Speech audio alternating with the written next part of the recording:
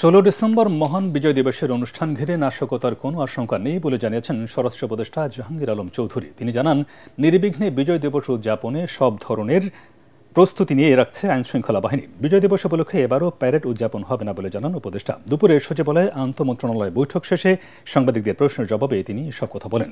DB পরিচয়ে সাংবাদিককে তুলে আনার ঘটনা খতিয়ে দেখার আশ্বাস দেন জাহাঙ্গীর আলম চৌধুরী। শেখ হাসিনার ফাঁসির রায় ঘিরে অস্থিরতার কোনো আশঙ্কা উড়িয়ে দেন উপদেষ্টা।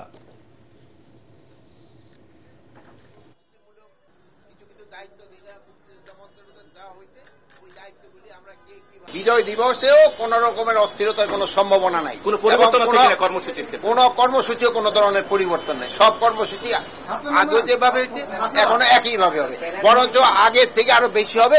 শুধু গতবারও আমাদের প্যারেড হয় না, এবারও আমাদের প্যারেডটা হচ্ছে।